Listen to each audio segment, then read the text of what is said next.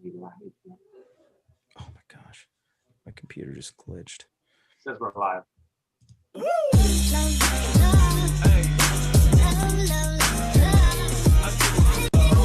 California homeowners, if you have a power meter like this on the side of your house, you can qualify to erase your... Yeah. Welcome to paraglidingtalk.com. I'm your host, Robert Michaels. Glad that you're here. I know that there's a lot going on in the paragliding world, and there's a lot of places where you could go on a Thursday night. No, there's not. This is the place to be. Paraglidingtalk.com. I'm trying to figure out what's going on with all these windows. I just blew up my computer. It can't handle all this stuff. I'm glad you're here. Welcome. Let's get right into business, shall we? Go check out ppgsmoke.com if you haven't done that yet. I don't know why. They got all kinds of cool stuff for flying. Even if you're not a pilot, they got some fun stuff in there. Yeah, go check out the website. I'll save it. You'll find there's some funny stuff in there too. Ryan Roberts is a character. Also, go check out paramotorprops.com if you haven't checked out their website. That's a great one. If you blow up a prop or maybe you need some stuff, maybe you need some t-shirts or some gear, go check out their website. That is paramotorprops.com. Also, shows brought to you by paraorangeproducts.com. Go check out their website. And they've got all kinds of good stuff for you. They've got some gear now too, from what I understand.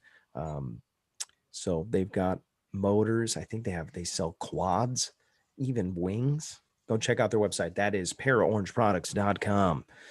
Glad you're here. Your moderation tonight is Craig Taylor, Anthony Peregringo, Sean Nafsker, and Nick. Nick is, there he is. And so I couldn't tell which one was which. Hey, there's Crazy Uncle Bob with a $5 super chat, jumping right into business. Hey, glad you're here tonight. If you're in the chat, your name is being written down. Go check out the chat. Don't just sit there and lurk. See what's happening in the chat. And sometimes you got to turn your phone sideways to get in there if you're not watching on a computer. But your name's being written down, and you're going to win something potentially right around the half an hour mark. So glad that you're here. I'm pretty excited about tonight's show. This is an open topic show, and that means that you can ask questions in the chat. Moderators will fish through your questions, and then we will talk about some things. I've got a list of things that I plan on talking about, and feel free to chime in. And same thing goes for the moderators. You got stuff you want to jump in. I know normally you're quietly listening, and we have a special guest. Tonight, you, moderator, are the special guest. So we're going to talk about all kinds of good stuff. First thing that I wanted to discuss was launch techniques. And we're going to talk about free flight and paramotor launch techniques, and why it's important to be good at it. And we're also going to talk about the differences between high wind and no wind launches. So it's, yeah. Hey, Jim Furman just donated $10 to the super chat. Let's go blow up the super chat. Thank you, Jim Furman. I really appreciate that. By the way, if you want to support the show on a regular basis, and you can't watch the show all the time, but you want to keep it rolling just for the slow times, you can support it on Patreon or PayPal. Appreciate those guys that have been doing that. Crazy Uncle Bob just donated $20, upgraded the power paragliding. I'm getting close. I am getting close. 3,100 right now. That's where we're at, folks. We're getting close. Just need Ryan Roberts to come through with some more free stuff. Come on, somebody. That's what sponsors are for, right? No? Fact check that, Craig. I bear no opinions, Robert. What? You got a GoPro. You got sponsored by GoPro. That beats a bowl of rice for sure. That's it. He's getting toilet paper in the bowl of rice tonight. Probably went stinking square for a month. Slow Days just donated $10 to the super chat. How did you do that? He's got somebody dancing on there. He's got Pete's jelly bean dancer thing. That's pretty cool. Yeah. Yeah. Dancing bean. Ooh, Michael Martin just dropped a nuke in the chat. He said, "Can you talk about 2D steering?" Somebody else is going to have to talk about that. Jason Schultz says paragliding sucks. He's not a pilot. That's my friend from Arizona. Thank you, Jason Schultz. We should give a shout out. If you're in Arizona and you're listening, your garage door breaks, check out. It's Shooty Garage Service. He owns that company. I like to call and harass him and tell him, I'll pretend like I'm Indian and I'll say, "Hello, I want to complain about Shooty service. If horrible. You are late." He's always late. Never answers the phone. Thanks for By the watching, way, he Jason. said paragliding sucks, not paramotoring. So Yeah, just saying. no, I know. It was funny when he was on the show a few, I don't know, it was a couple weeks back, and he was trolling hard, and then he got muted. One of the moderators put him on timeout. It was pretty Gotta funny. be Ripman. Ripman, Yeah. no, gotta be CT up. Yeah. CT's Quick. up, great up. Yeah. Steve, is that Stivel? Steve Knievel. Knievel. Got it. It took me a sec. I'm slow. Okay. Steve Knievel donated $10 to the super chat. Thank you, Steve Knievel. Is that the Really same appreciate it. Evo 1 Knievel? I'm not sure. Must be a different one. Yeah. I see. Look at that. They're Never all trust a spending skinny money in, man. This is Yeah, like, it's Jared. not even Friday, payday. That's Yeah. awesome. Tomorrow is payday. Gosh, that week went by fast. Wow. We are going to talk about 2D steering, by the way. I'm not going to let that slip through the cracks. Thank you for that question. That's a good one because I've always been interested. I have flown with 2D steering. One time, I was on an ozone glider. I was flying a paramotor. It was at the Salton Sea Flying. It was a Spider. I think it's a 26 meter. And I thought it was pretty nice. I thought it was pretty cool. It's a little overwhelming for me switching from free flight to trimmers and then the 2D steering, all the dynamics. When I was launching, I was like, oh gosh, what is that? But once you're in the air, it's just really nice. But I don't know anything. Maybe you guys know about 2D steering. Jason Schultz, next time you're in an airplane, you better hurl. You know what? I would have hurled for sure if it wasn't for the wonderful makers at Dramamine, who are also a sponsor of this show. Thank you for Dramamine. Dude, I'm serious, man. I guarantee you I would have been Ralphing because when I landed, I was still dizzy. Hey. You're lucky he didn't take you up in a fully aerobatic aircraft. You'd have really had it bad. I mean, that thing was pretty sporty. I'm impressed with it. I wasn't ready for that. Sporty, but it's not full aerobatic. Trust me, you get something fully aerobatic, you'd have been Ralphing. But if I'm in control, I probably wouldn't get sick. If I'm flying. You know what I'm saying? Like we can test that one day. I do SATs and that didn't make me sick, but when I did a SAT on a tandem, that made me sick. Might have been the infant. Yankee wants to know if you had a chance to pretend to fly it. Yes. Fly it, right? Yes. I did. Yeah, I think Fly Swamper brought up a good point. Not all 2D steering is the same. You know, just like the wings have different characteristics depending on body style, weight, maybe attitude of the pilot. Some of that 2D steering is definitely different depending on how you use it. I don't have but I felt like it was pretty touchy, and I like that. I felt like there was a lot of input just moving my finger this far.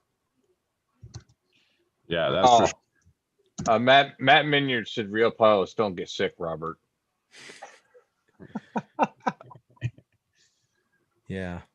I'm not a real pilot, but if I was, you know what I'm saying? Real passengers do get sick.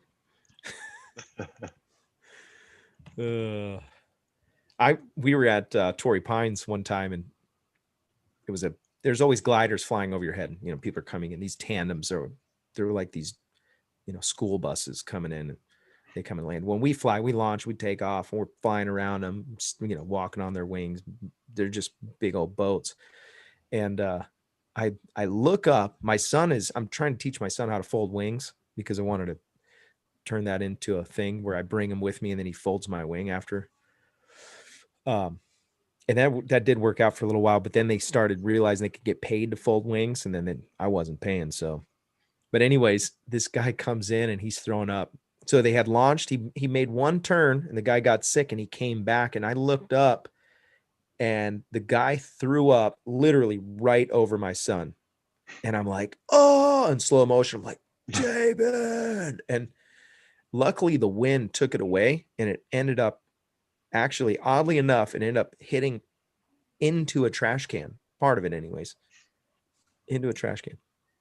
I'm like, whoa, that dude just almost threw up on your head. Yeah.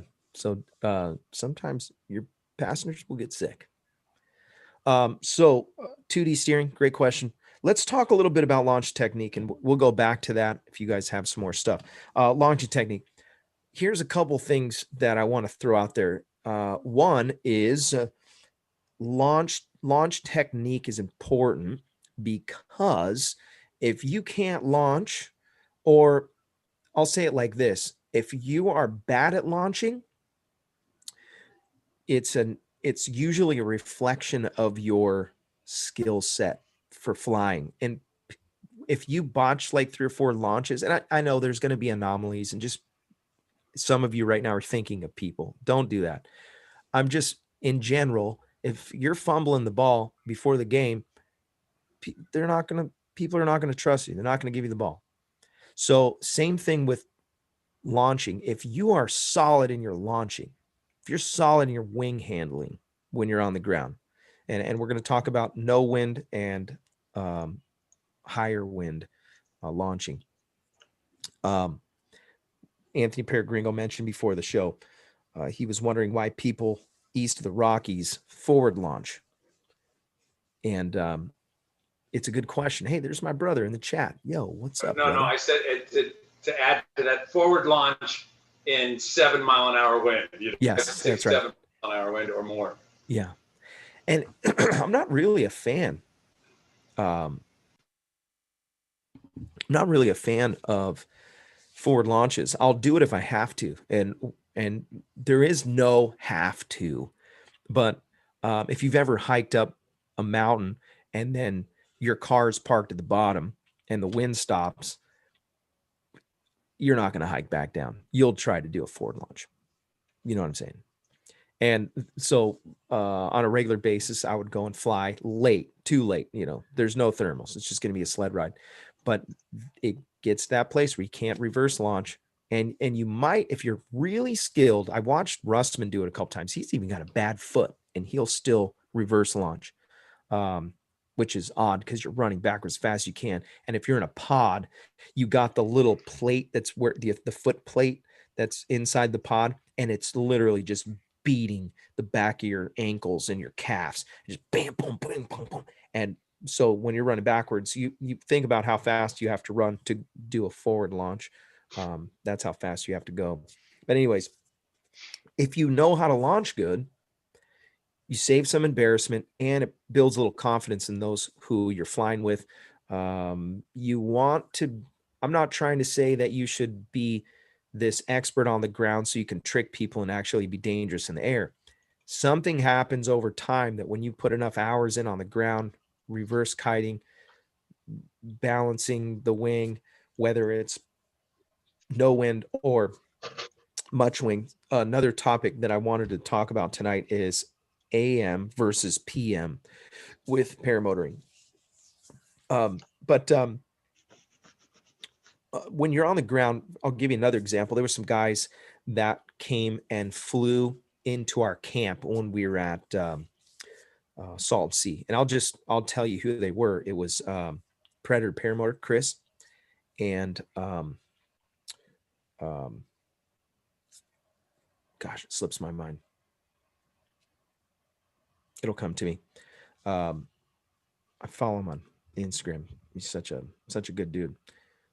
Man, bothers me. I can't remember his name. Anyways, these guys came out of nowhere and they just came in and landed, and it was midday and there was some good wind, probably 10-mile-an-hour winds sustained.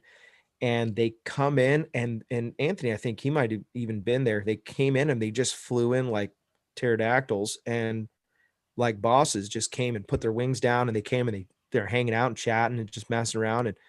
And Chris went and took one of my sons that was kiting this old beat up wing, and they were making him fly, pushing him and making him run, and then, getting him in the air and stuff. And then they just walk back over to their gear and they yank a couple lines and up they go and they're gone. And I remember thinking, gosh, man, these guys are really good. They're really clean launch. And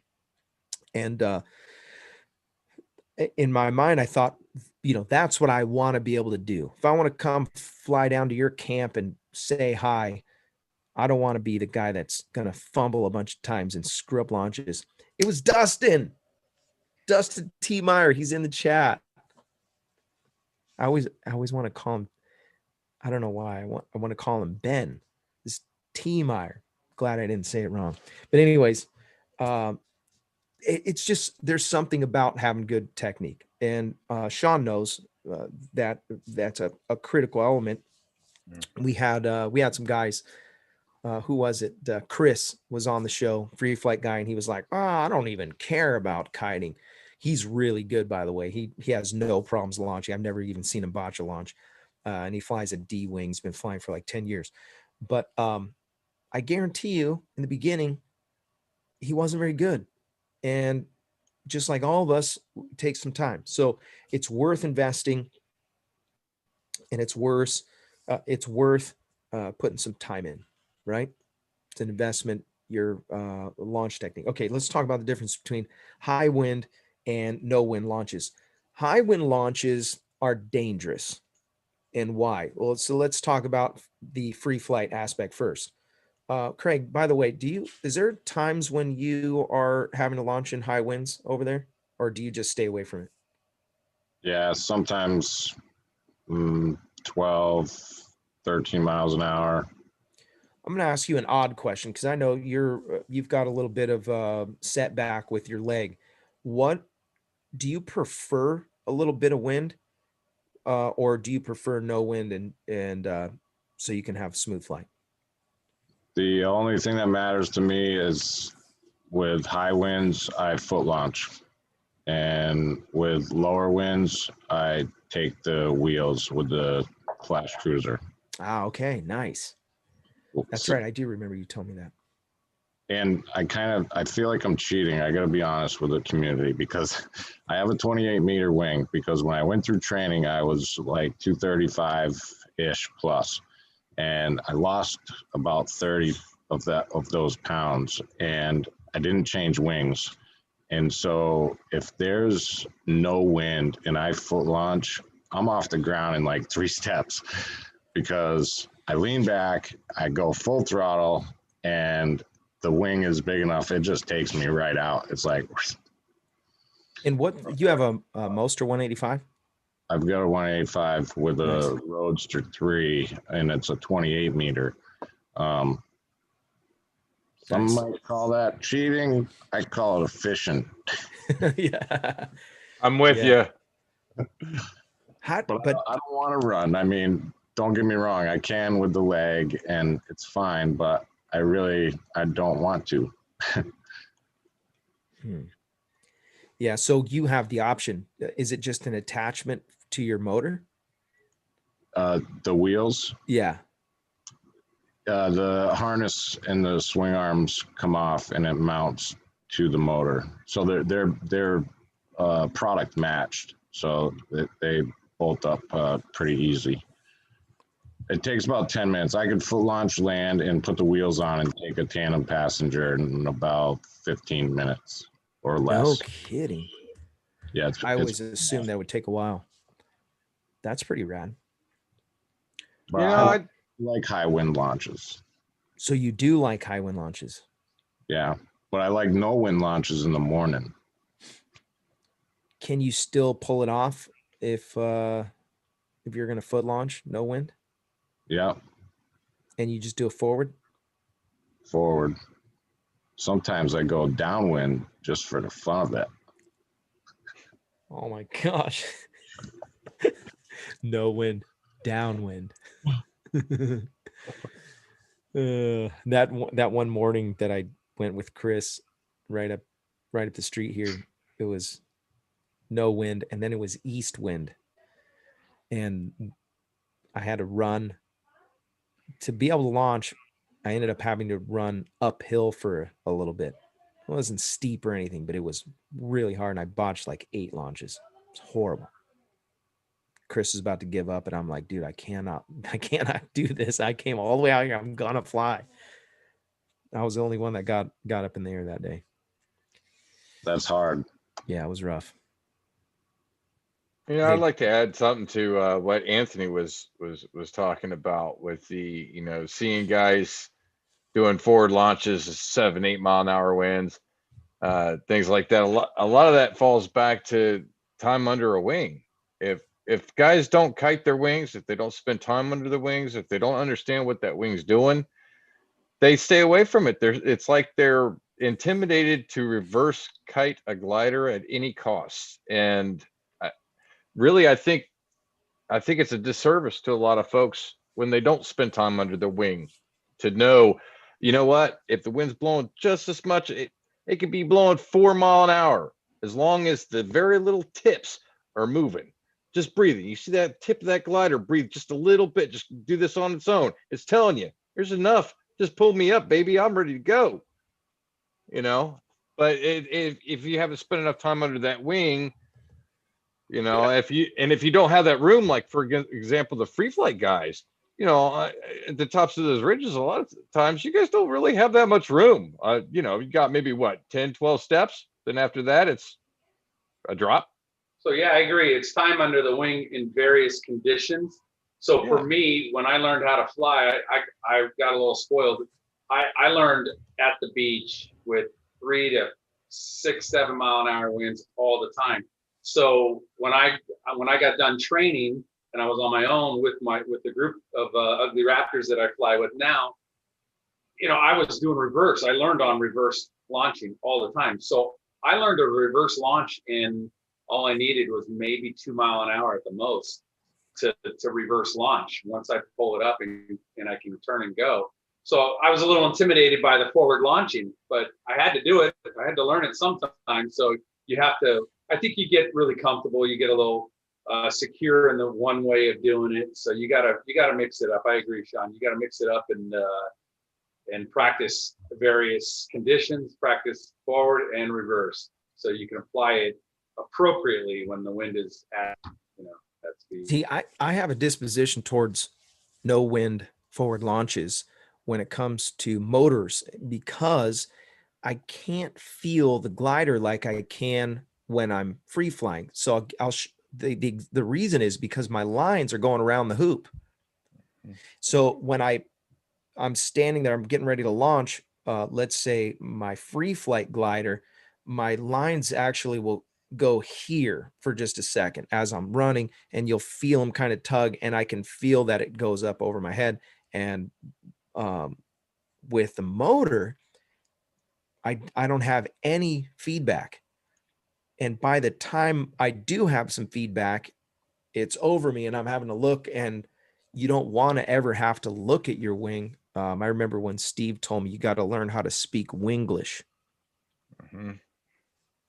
And so you got to know what the glider is doing by not looking. And I couldn't do it, man. Every time I'm looking both sides, oh man, what's going on?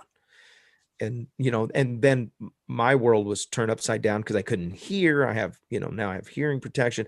I got a throttle in one hand, so I'm trying to feel everything through my fingertips. And so I look like a bumbling. So it was bad, but I eventually got it. It just, I would not want to be at a fly-in and have that happen. Everybody's waiting for me. Oh, look at Robert. Who's the new guy? Look at that guy. He has his own show. Yeah, but it's a different feeling, isn't it? Yeah, it's weird. Yeah, but I love once I hit that gas.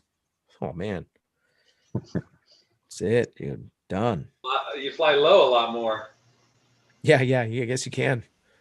I didn't know what to do. I'm just like, oh gosh, just went up and up and up and up. I'm like, okay, up.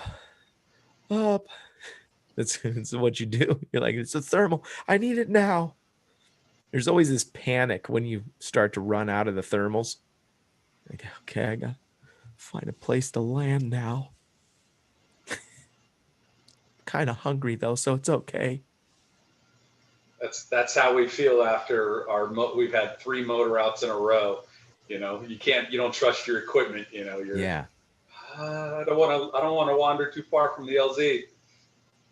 Yeah. Noise. You're like, what? Ding. What was that? Yeah, that's true. Oh, who was that made that statement? You got to hear your gear. Got to listen to your gear. That was a really good statement because, yeah, I can imagine start to hear a weird change in the pitch. Oh, that's weird. You know what that noise was, right? It's MY19 breaker. Crack pipe. I was going to say that was exhaust related. Perhaps Yeah. maybe one of the exhaust manifold bolts came loose and it's just, yeah. I almost went to the brass bushing, but I forgot about the MY19. Yeah. So let's talk a little bit about the AM versus PM paramotor flying. And you guys are going to have to help me on this one because I really don't know. Now, I've got an instinct, and I'll say what I think, and then you guys can take over. If I have my choice, I would say AM for the same reason that Gringo was mentioning, that I don't want to be pressed for time because I feel like I would like to warm up to my thermals. Okay. I'll give you an example. Flying at Blossom early is you're waiting for the day to build, right? So that's cool. You're going to get up high. Eventually, you're going to launch early and hopefully you'll get something. And then once you do, you hook something and then you're flying for a few hours. At the end of the day, like when I'd show up at Blossom, it's usually the peak of the day is starting to wind down. And when it's the peak of the day, you launch into that and you're not, tell me if this is not true. You've flown for a half an hour and you start to feel, what when we used to back in the day before I got saved, drink beer and you get it's called liquid courage. After you fly for about an hour, you got this, it's like you got some courage. You're like, I'm going to whip a good sat right here. But when I first launch, it's at the peak of the day and I'm not ready for that. My courage is not up right then. And so it's always just like, oh, okay, I got to find a thermal. I got to get up. I got to stay away from the terrain. Oh my gosh, I'm taking collapses. And then you get up and it's like, okay, fine. Now it's good. And the rest of the day kind of peters off, right? So for me, launching in the AM would be preferable for motoring. I feel like the PM thing, you're going to run out of time. Feel like you're going to be fighting against the sun setting, and you're kind of launching in. If you went early, like Gringo was saying, you show up a little early, might be too crazy. You saw Tucker's video the other day, and they were there, and they thought, oh, it should be fine. It's winding down, and the sun set, and now they're like, okay, we got 30 minutes. I mean, legally. And it was still windy. One guy was Jeff, made a loop, landed, put his gear away. So what's your preferences, AM or PM? PM. I like PM flights. One, I'm awake a little bit more. I've had more time for coffee. Two, you get to feel and experience thermal activity. And, you're not going to go out when it's like really, really booming. We're talking at like glass off or close to glass off, roughly say 6:30 in the evening. If it's in the summer, 5:30, maybe 6 o'clock in the winter. but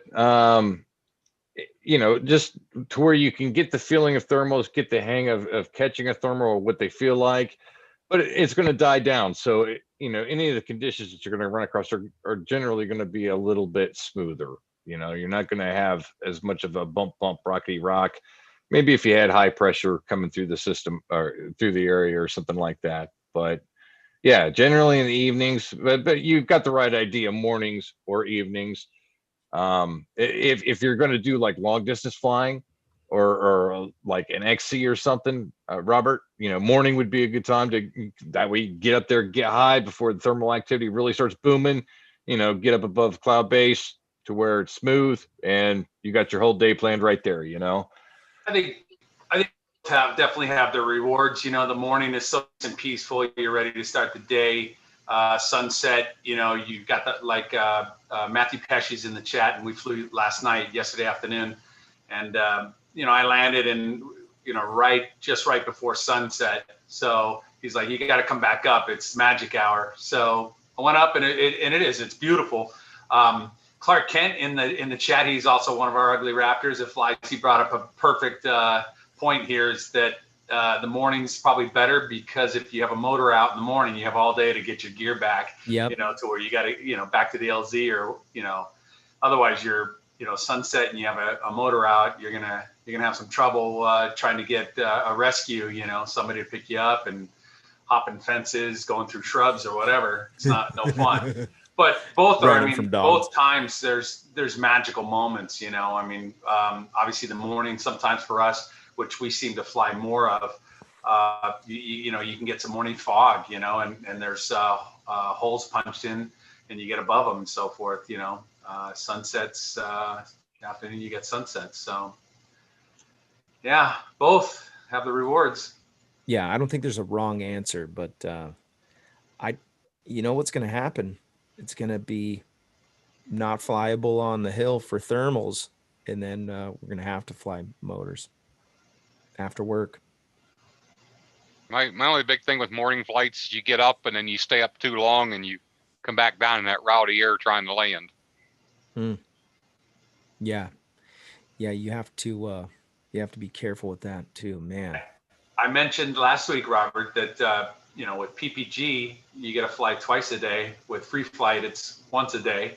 However, when you become a paramotor pilot, you get to fly all day. You get to fly 3 times a day. Yeah.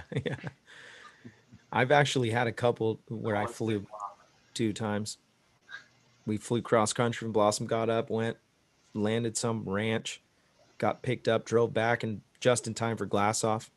And then I flew from the bailout up to the top to get my Jeep. That was cool. I think they both have their pros and cons. Morning flights, you get dewy grounds, and afternoon flights, you're beating to see the ground to land. Fighting dark. A good day is morning and night. Yeah. That doesn't happen too often. Yeah. I've had many scary experiences doing some day flying, early morning and into the day, and I always wind up coming in having a hard time landing. It always feels good up high, but then you come in to land at 10:30, 11 o'clock, and it's a fight to get down sometimes. I like the idea of launching before the sun comes up, and then you get to see it sunrise. That's pretty cool. And I like what Anthony was saying about the flying with the little fog, maybe patchy fog in different places, and go kick the clouds. Let's give something away, shall we? Yeah. I didn't say kick owls. I said kick clouds. Nothing wrong with kicking clouds. All right, so I've got everybody's name in here, so I'm not writing down any more names from this moment on. So that means if you're typing in now, too late. Here we go. Are you ready, Robert? Yep, I'm ready. This show is brought to you by Nebraska PPG. Josh Bowden runs a school in Nebraska. If you're interested in getting some top-notch training, sign up with Josh Bowden and his team today. There's a link in the description. By the way, we're giving away a neck gaiter. Paraglidingtalk.com neck gaiter. I've only got 2 left. Sounds like they're going to shut the country down again. They're talking about trying to shut it down for 6 weeks. So I might have to buy another batch. Paragliding Talk neck gaiters. Golly. I'll definitely look forward to that in the mail, good sir. Oh, you sneeze so hard. Uh-oh. No. Oh, So close. oh, I have no idea who's going to win. I think it might be Rock On. Yep. Oh my gosh. Yep. Congratulations, Rock On, Montana. Montana. Winner, chicken dinner. Congratulations. Reach out to me through the website, paraglidingtalk.com, and go into the contact section and message me there. I need your information. I will mail you out your paraglidingtalk.com neck gaiter. Let's talk a little bit about PLF. You know what PLF is? Some of you are like, what's a PLF? Is that a sandwich? Is that like a BLT, but a PLF? It's a terrible way to land is what it is. Yeah, it's a hard landing. So PLF, and this is an important topic because there's going to be times when you're going to potentially go in hard. Okay. There's going to be potential that you're going to go. The most potential is that you're going to have to throw a reserve. By the way, I recommend using reserve. I was taking my P2 test, and it was, I see that question about the glass off. I will talk about that in just a second. The PLF will come into play when you have you're under reserve most of the time. That's where I think it's very important to understand what a PLF is. I was talking to this old school guy named Renee. He's been flying forever. And he said one of the things that he remembered, or he said he wanted me to remember in case I took a collapse, went under reserve, or if everything fell to pieces and I'm falling very fast, to keep your hands in. Something that you naturally will want to do is this, and put your arms out. And normally it's very bad for both your arms when you have a hard impact landing. The other thing is you want to bend your knees a little bit and keep your feet together. And if you want to go back in episodes, I don't know what episode it was, but there was Phil Russman jumped off his table and did a PLF for us. It was amazing. I'm not going to do a PLF for you tonight, but the PLF could save you from breaking limbs. And if you do it right, it'll spare your back. It's not a guarantee, but it is important to have that in your tool bag for safety. So PLF, practice a PLF by jumping off something maybe 24 to 36 inches. And the idea is you keep your hands in, keep your feet together and knees bent, and then you roll to one side. And so let your leg, shin, knee, hip, and then side, and then your arm, whatever, kind of use that in that order into the ground. And so, yeah, there's a lot of people talking about just sacrifice your Yankee, gear. Yankees Yeah. sacrifice your cage. He's right though, Yeah. So PLF important, and if you get it, if you practice it a couple times, and I did it when we were at the when I was getting my P2 signed off, we had this discussion. Side note, we were having this argument about bringing reserve, and it was a test question on the P2 exam. The test question was, what does USHPA, which is United States Hang Gliding and Paragliding Association, what do they recommend the altitude that you should not bother bringing a reserve parachute with you?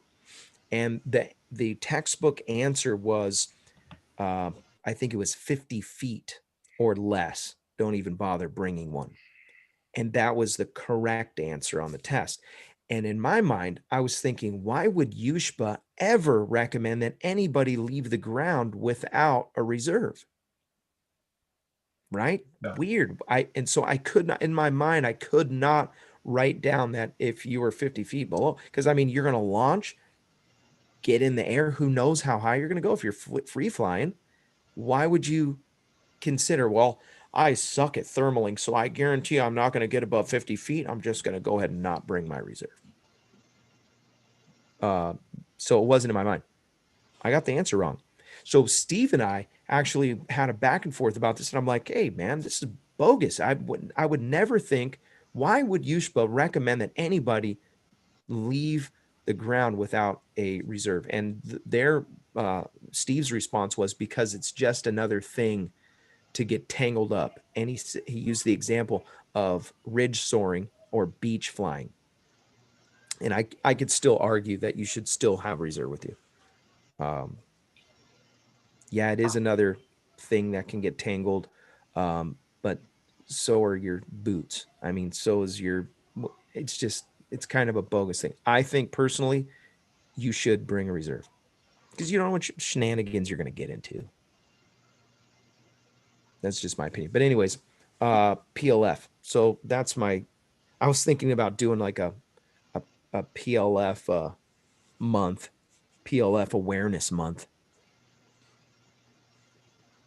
Yeah, I like the idea. Just get you a flat top. You can use the crumple zone. Good to go. All right, next topic. Unless you guys have anything else you want to add to that. Oh, it's good. I think you should start a meme, the PLF challenge. You know, PLF challenge. Oh, yeah, like yeah, where you PLF, you know, off the stairs, off your dining room table, you know, stuff like that. Yeah, I like that. I think that'd catch on. By the way, a lot of new people in the chat. Welcome. If you're just now joining, so glad that you're here. Thanks for watching. I do want to encourage everyone to not only subscribe, but hit the bell. Hit the like button. Yeah, you can like it too if you want. The subscribe button doesn't do anything anymore. So you have to hit the bell if you actually want to see this thing pop up live. So hit the bell. Okay. Just saying. I put a lot of effort into putting these videos together. I want to make sure that we have some good stuff for you. Be a shame that you didn't get the notification because you didn't hit the bell.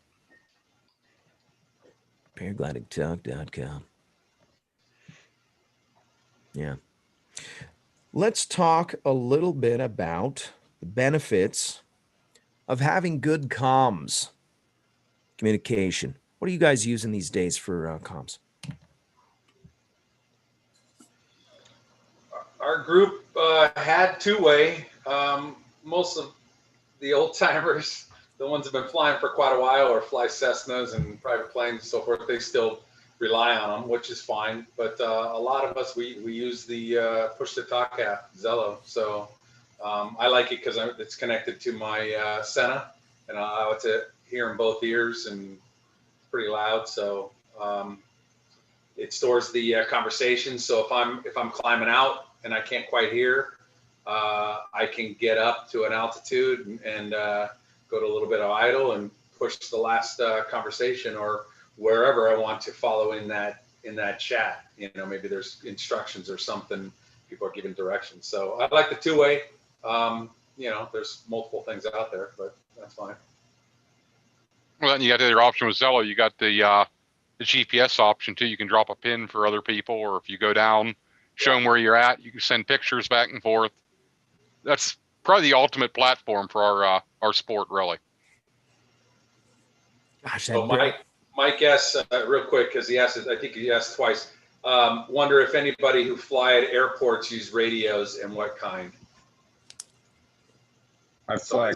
I'm sure we'll see a comment probably from Yankee and so forth too, but I'm sure I'm they're carrying flying. an old Bendix King handheld, heavy as hell, but guaranteed to work.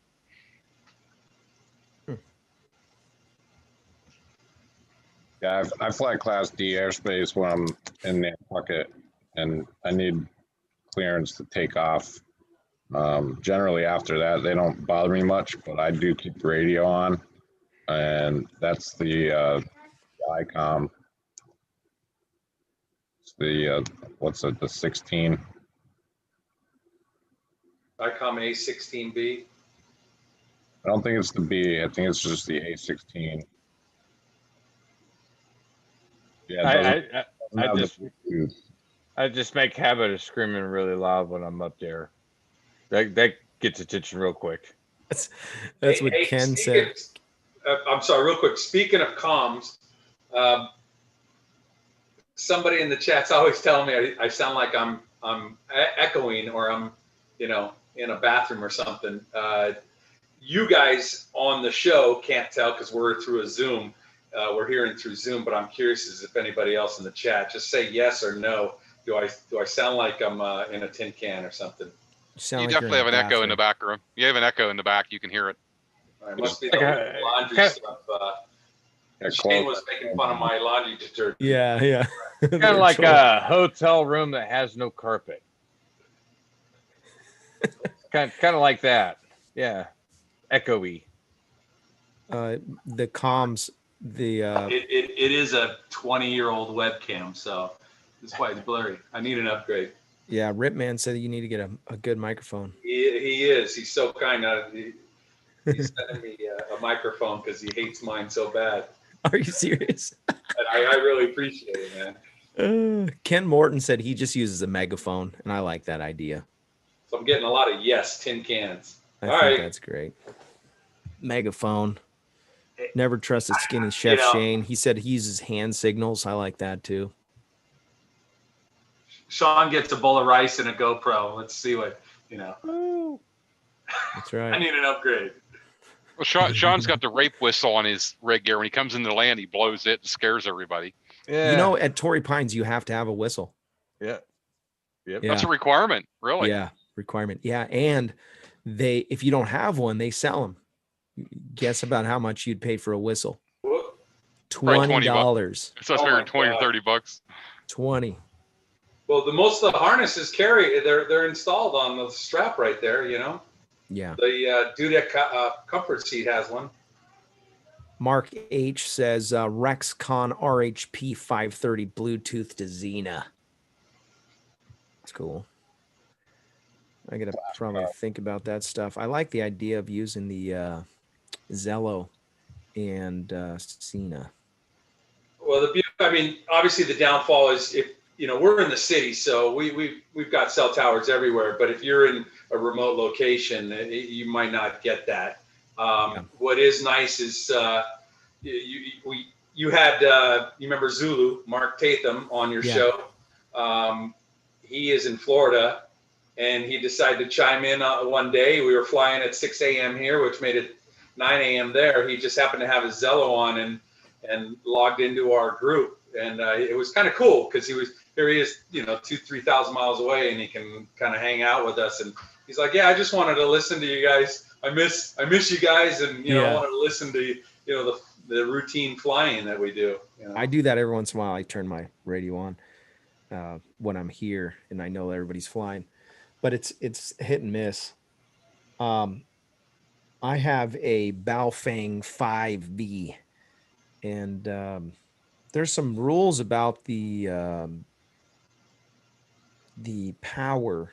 Somebody was telling me that they have some 10 watts that they bought. They're not allowed to ship them here, so I'm interested how they got them.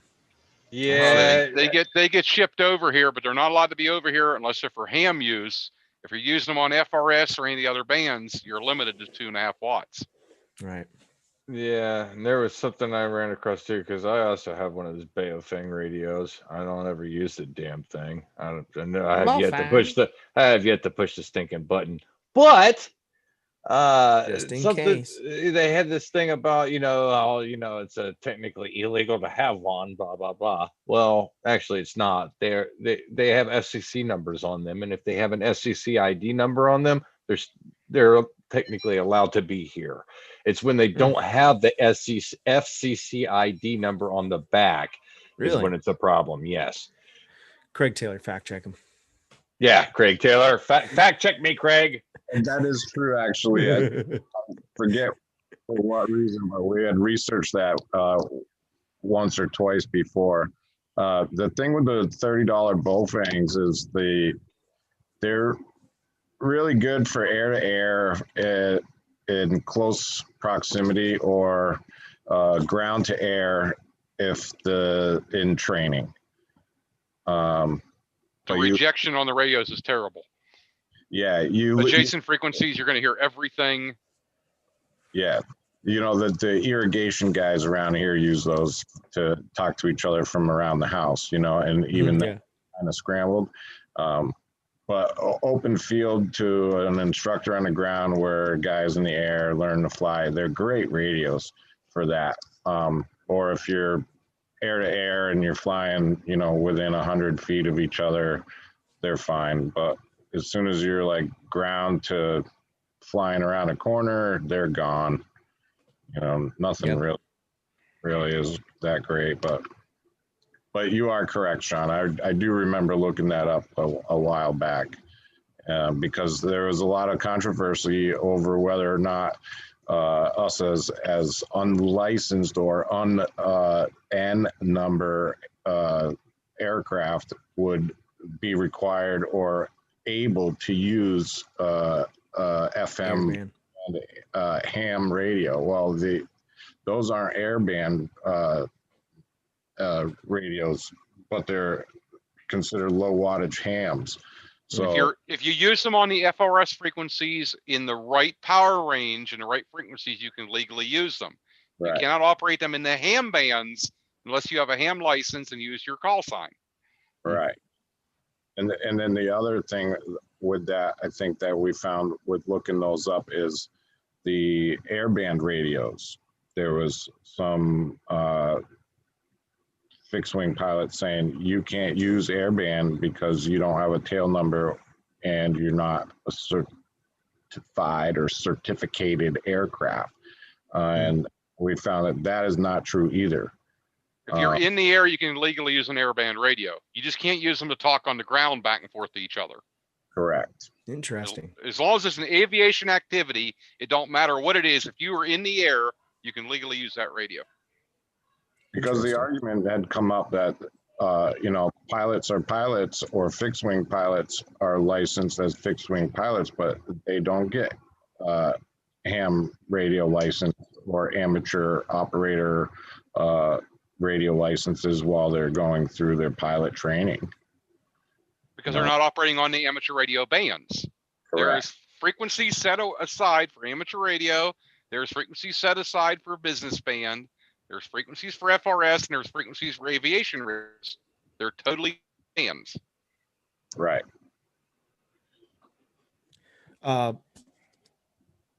Gluteus Fannius. Great name, by the way. He asked this question, or perhaps it's a she. He said, I kind of get the context of glass off, but can someone explain glass off in small words? Great question, by the way. Glass off is a free flight magical time, because in scientific terms, it doesn't make sense what happens with the air. So in a very simple term, the ground is hot, the sun sets or is setting, and the temperature changes, and that cool air mass moves in, and it causes at the same time everything to release its energy, releases its heat. And in that, everywhere you fly is lifty and it's buoyant and it's smooth. Yeah. And the reason why it's smooth is because everything all at once just started releasing. And so it's a magical time. You feel like you can just go anywhere. You feel like you've got a motor on your back and you just start flying. There have been times when I've left El Cap and headed back towards my Jeep, and it's glass off, and I didn't lose a foot.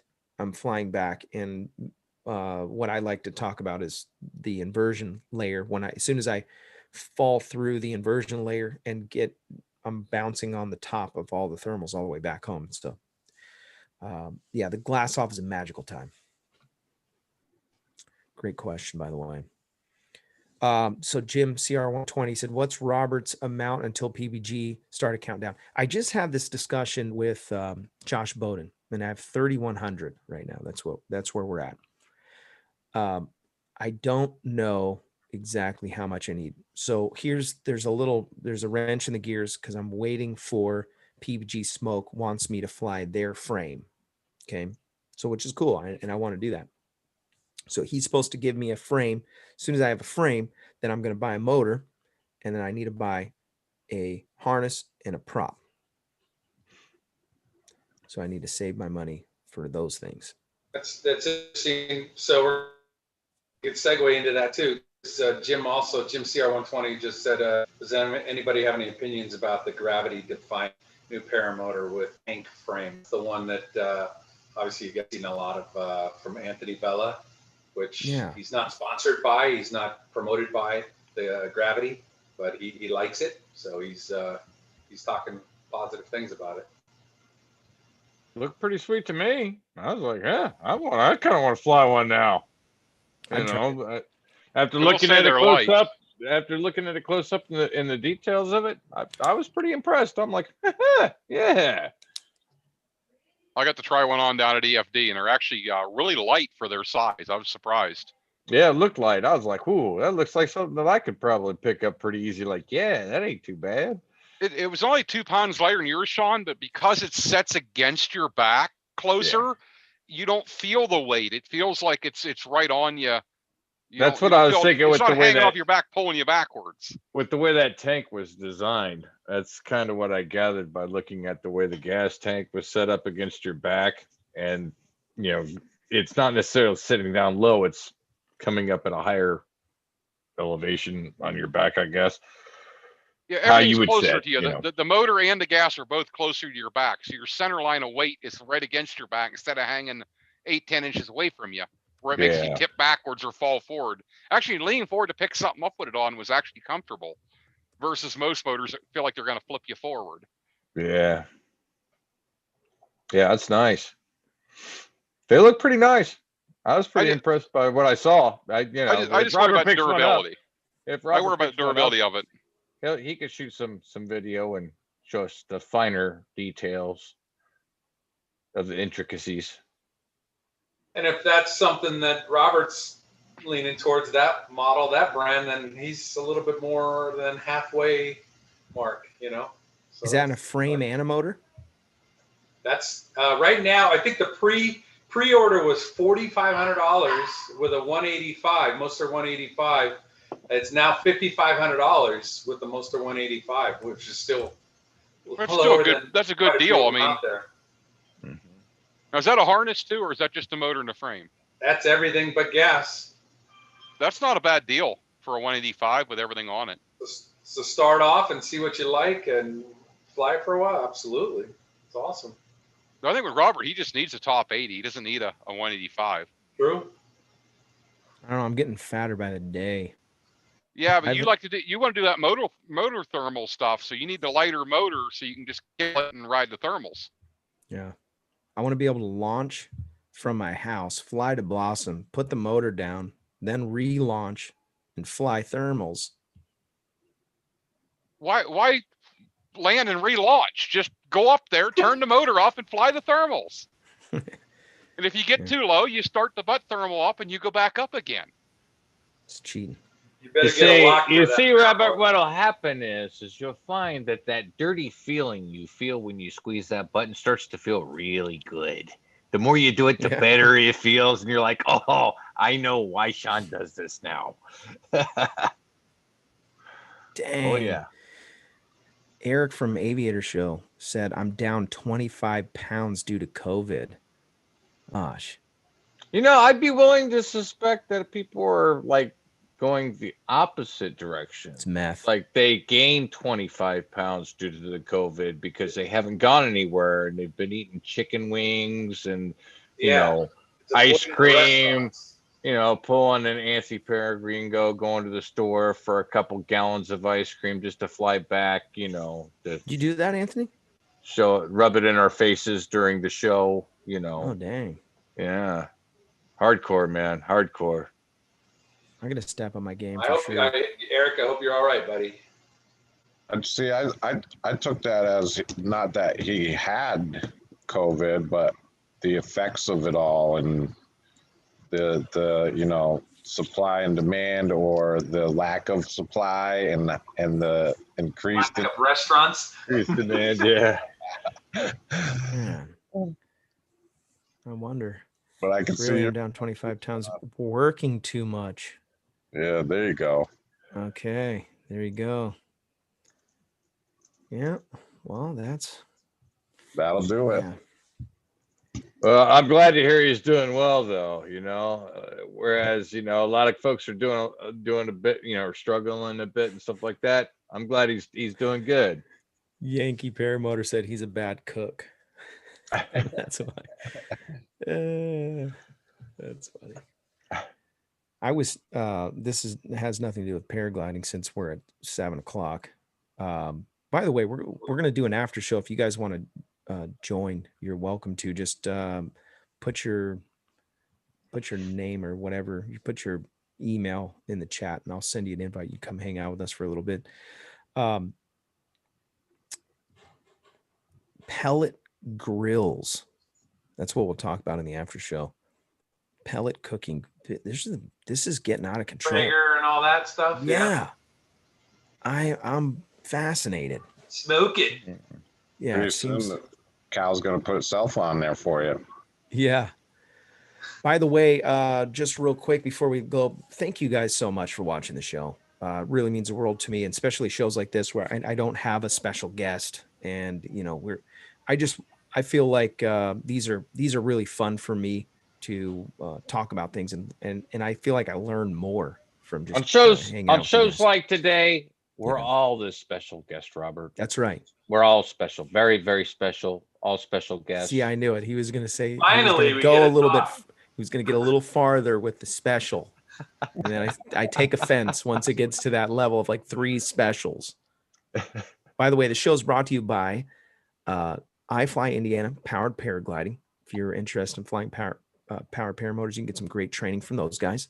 Also, the show is brought to you by Lone Star Paramotor. If you're in the Lone Star state of Texas, they have an amazing training facility. Go check their website out. It's lonestarparamotor.com. They have a great place. And Ron Tran, he's a great teacher.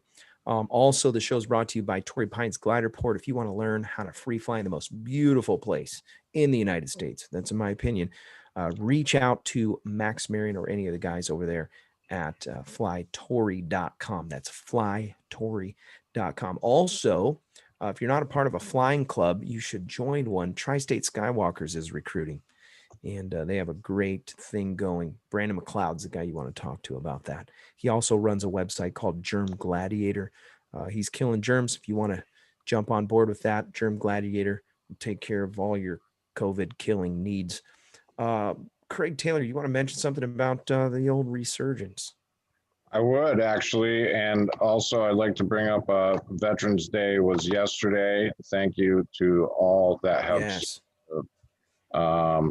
We really appreciate it and can't thank you enough for everything that you've done. Resurgence PPG is a 501c3 nonprofit organization for veterans by veterans. Their cause is superb. If you know of anybody that could benefit from that, please visit resurgenceppg.com and nominate them to possibly get nominated or awarded training. Don't have any extra TFRs, but check your NOTAMs. There are a few out there around the country. and watch out for last minute storms. I think we're almost over the fires out in your area, Yeah, I think they're all out now. pretty much. But enjoy. Again, happy Veterans Day. Thank you all for your service. Yeah. Yeah, seriously, appreciate you guys. If you're military, former military, if you served in any capacity, you put your life on the line. I appreciate that. And if I wasn't such a knucklehead, I would have been there. I would have served too. There's other ways to serve your country. Help out a veteran, do something for a veteran. Yeah. Yeah, you go by the memorials and the gravestones and you see what guys, they didn't come home. They didn't come home. They a lot of them have families, and their families are sitting at the table, and dad didn't come home so that we could have the freedom to do what we do. And sometimes we take it for granted. You say, whatever, I'm living my own life now, and I'll protect my life and blah, blah, blah. But realistically, the cause, it's legit, man. Serve your country. Yeah, I think it's great. Thanks for bringing that up, Craig. I forgot all about that yesterday. I had to work yesterday, so. Yeah, me too. I shot all the guys I know, all messages I could. Some of them guys are out doing adventure wingman now in Arizona. I can't wait to see the results of that and hear about their stories. Yeah, that's going to be cool. I so badly wanted to go too. Well, we're going to go to the after show. Guys, thank you for what you do. And I'm so grateful that you joined us tonight. Thank you again. Jim CR120, thanks for your contribution, super chat, and all the other guys that are contributing to the super chat. He brought up a good point. I should put like a little counter for how close I'm getting to a motor, because everybody keeps on throwing money in there. I'll have to figure out how to do that. So thanks, guys. We're gonna go to the after show. If I don't see you on the air,